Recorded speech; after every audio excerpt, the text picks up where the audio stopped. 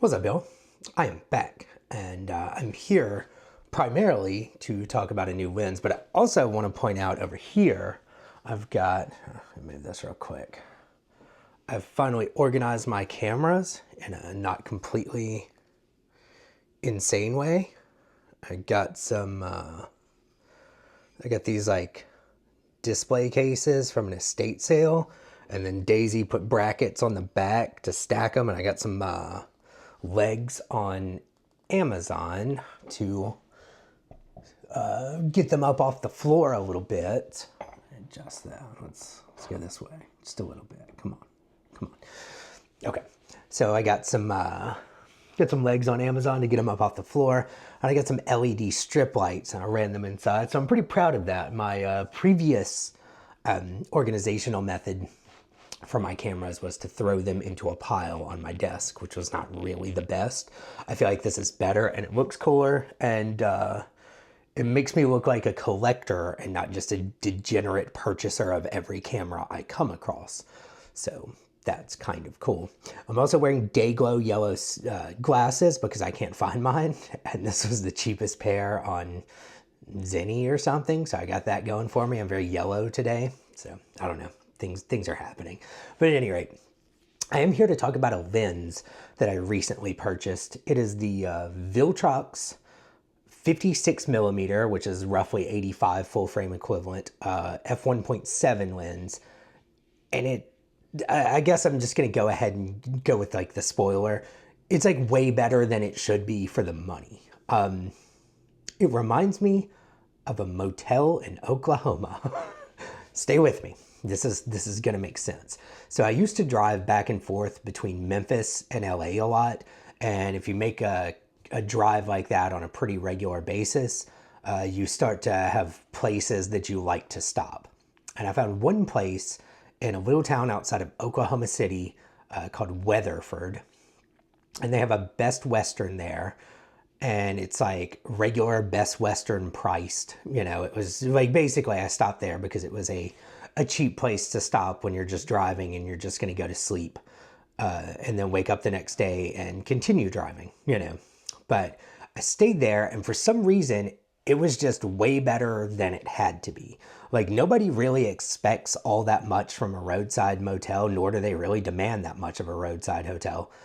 If it's like clean and, you know, there's no problems, then you're pretty much happy.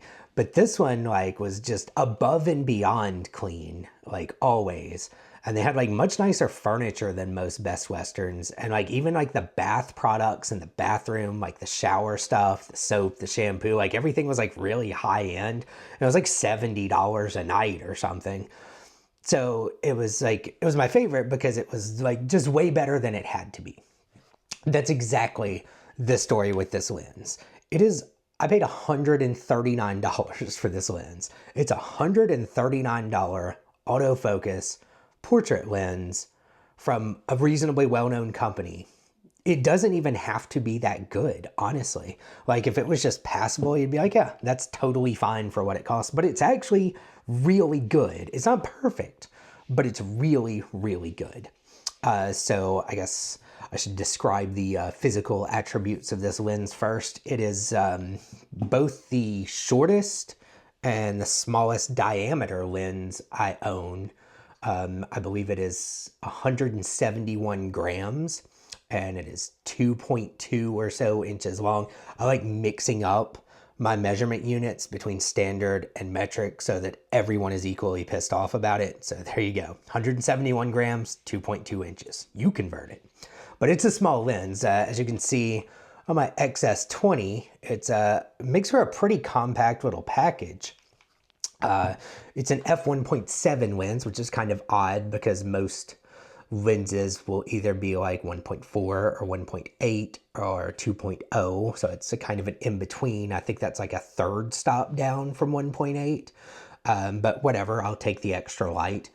And it's a plastic lens. It's definitely lighter and cheaper feeling than the more expensive Viltrox lenses, but it does not feel like particularly cheap or crappy.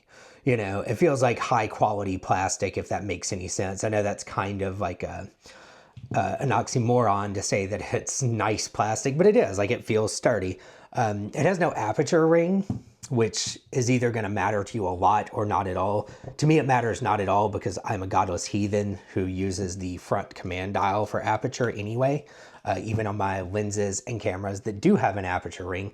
So the lack of an aperture ring on the lens bothers me absolutely none, as I usually park it in A mode so that I can change it with a command dial anyway. So what else? If that is like a deal breaker for you, then, you know, you probably already know that that's a deal breaker for you. But for me, matters not at all. So yeah, the only controls on this bad boy are this manual focus ring. It's otherwise pretty well featureless, no switches, no aperture ring, no nothing. It's got a 52 millimeter filter thread, which is nice because I think one or two of my other lenses have a 52 millimeter filter thread. That means I can reuse the same filters on this one. But at any rate, I got it in like about a week ago, and I told Ava that I had a new lens coming and it was for portraits. So I don't really know why, but I liked it. When I came home, she had put on makeup and dressed up as Harry Potter. So I was like, okay, that's cool. And so I took some pictures of her. I'm going to basically just start inundating you with some of my sample photos from this at this point. All of these were, of course, taken with the XS20 and the Viltrox AF56 1.7. The first thing I notice is that some of this is just me being impressed with the focal length, because this is the longest focal length prime I own, and actually the longest focal length lens I own, period. So some of the things that I like about it would be pretty standard across anything with the same focal length. But then again, at the same time, this cost $139, and it does possess those qualities, like the kind of flattening of, you know, large scenes and the nice separation, wide open and stuff like that, and the way that longer lenses are flattering to people's facial features and stuff. Like, all of that applies to this one too. Like, again, that is kind of just a byproduct of the longer lens, but it does apply to this very cheap long lens, so I'll take it. So I took a few pictures indoors of Ava dressed as Harry Potter, or I guess maybe she's Hermione. I don't know how to pronounce that. That's like one of my secret shames. I've never seen those movies. I've only seen it in writing, so I don't know how that's pronounced, but the chick.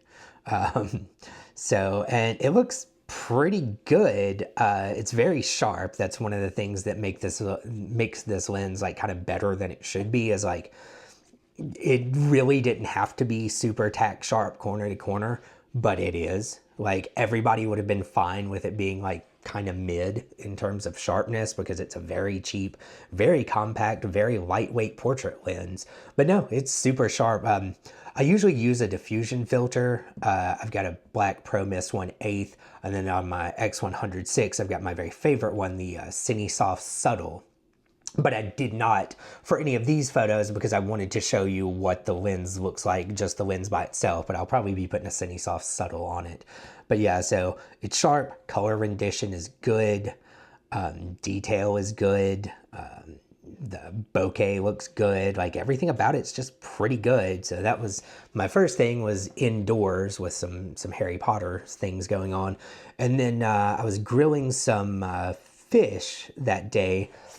Ava decided that it was time for a wardrobe change, and changed into like some kind of play clothes, and then came outside while I was grilling. So I took some pictures of her and some stuff in the yard. I've got some fish, which looks good. The Costco frozen mahi-mahi, very good. Wild caught, like really good deal. Anyway, and then I got some pictures of Ava playing on like her swing set and climbing, and they're all like really good, and some posing, because she's very insane and needs to do some pretty crazy poses. I got some pictures of some wildflowers in our flower bed. I, for some reason, was really into these wildflowers. I think they're daffodils, but I also took some pictures of those the next day at work. But yeah, I took a bunch of pictures in the backyard, and again, continue to be impressed by the lens. It really is sharp corner to corner, even wide open, which is not something you would expect of a lens of this price range. And then the next day, I wanted some different kind of mood of pictures. So I took it up to the shop and I mostly took pictures of people like working in the garage, and I've got a Jeep Wrangler I'm working on. I took a couple of pictures of it and some more wildflowers out in the junkyard and stuff. Some potted plants in the lobby. More wildflowers. I'm really into those flowers. But at any rate, so like I've taken like a pretty good sampling of photos from this lens, and I continue to be really impressed with it. Honestly, I have always gone with pretty wide primes because I find them to be generally the most useful for the kind of photography I do, for stuff like travel and family and stuff. I've been a 35 millimeter full frame equivalent fanboy for a while. I usually keep for a long time I had the Viltrox 23 f1.4 on my XS20, and I think that's probably the only lens I had on it for at least months at a time. And I was super happy to sell my Ricoh GR3 and pick up an X100 Among the reasons that I wanted to make that swap were the 35 millimeter equivalent lens on the X100 versus the, I think it's 28 on the GR3. But this has definitely given me an appreciation for the for the longer lenses. I see why people like long primes. Like, you can really get detail. And to me, I feel like, I understand why they're called portrait lenses. I know some of this stuff is like, yeah, duh, idiot. But hey, part of this channel is me like discovering things on my own because I'm an idiot who has to learn things the hard way. And this is me learning that portrait lenses are good for taking pictures of people. You can be a little bit further away and not have to be right up in someone's face to take a good portrait. That's fantastic. Also, the ability to kind of zoom in and isolate parts, like on the Jeep, when I have the picture of the tire, that would be a very hard photo to get with a wider lens. You'd have to be very close, and then focus would be a little weird and stuff. But with this lens, I can pick just a section of it that I'm looking at, and I can capture exactly that in very good detail and in very good color.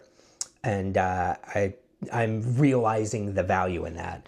I probably will keep this lens on this, especially because I do have the X100 that I carry with me everywhere and it has the 35 millimeter focal length. So like, there are still definitely situations in which 35 is preferable.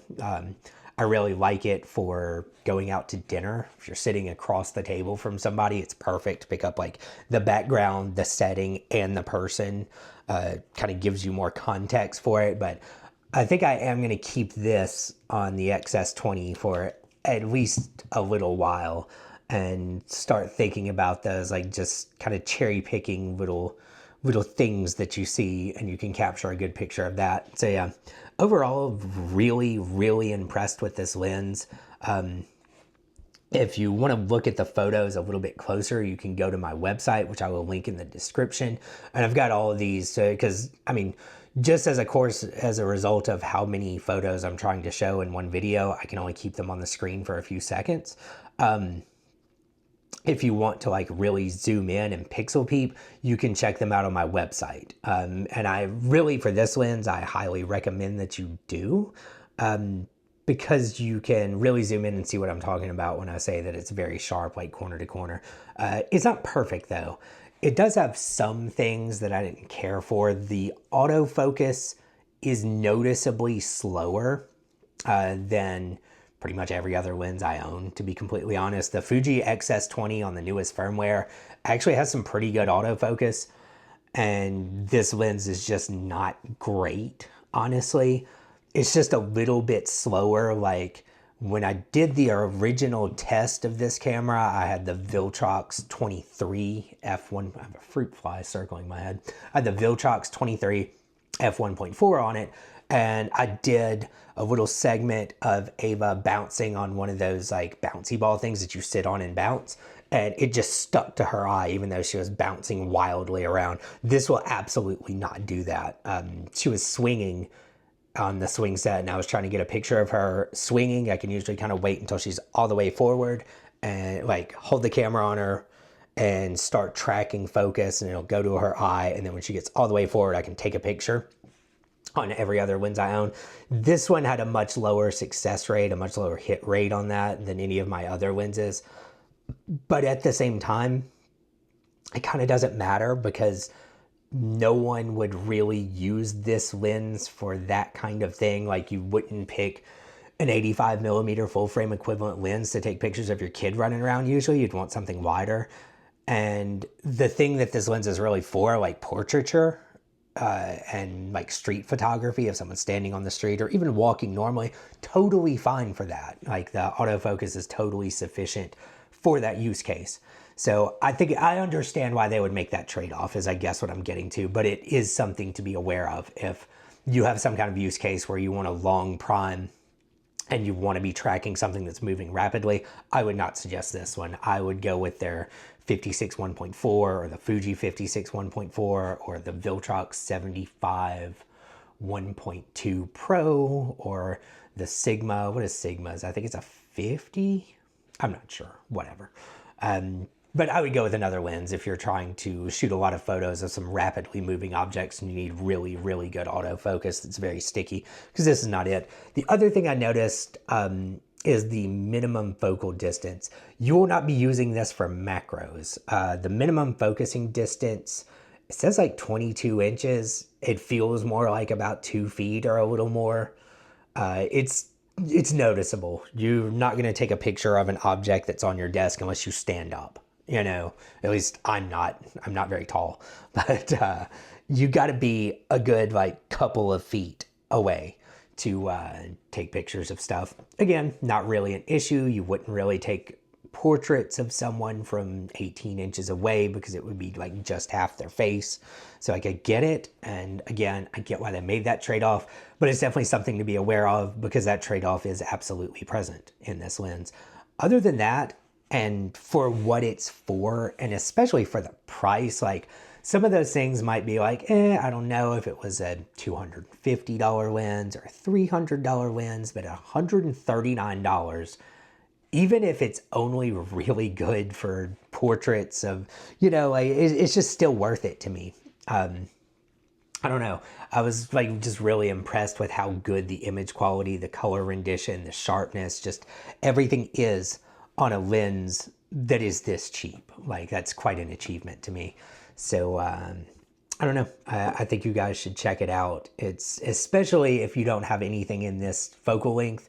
If you just switch to Fuji or something and you just have the kit lens, or you just got the Fuji in like a wide prime, like a 23 or something. If you don't have like an 85 millimeter equivalent, it seems like a no-brainer to me to pick this one up, which was my situation. It seems like a no-brainer to pick this one up for like $139. Like, that's just so crazy cheap for a lens that puts out pictures that look that good. Like, I don't know, the price just seems to trump every little like complaint you could even possibly have about this lens. It's like, minimum focal distance is kind of long. It's like, $139. It's like, the autofocus isn't the fastest. It's $139. Did I mention it's $139? Like, come on. Like, it's just so worth having. So yeah, if you don't have anything in this focal length, definitely pick one up. I don't know, you could probably rent one for like $5. I'm not sure. But try it out. It's a lens that's worth having, and it's probably going to influence me to get more long primes. Like, because this one does have some shortcomings, I might try out some better long primes at some point if I find that I need it. But honestly, none of the shortcomings are a deal breaker for the way that most people would use this lens anyway. And it's otherwise fantastic. So yeah, definitely check it out. I'll throw up a link to my website down in the description, and you can check out the pictures there and stuff. And I don't know, I'm gonna go buy some more camera stuff probably, or go shoot some more film or something.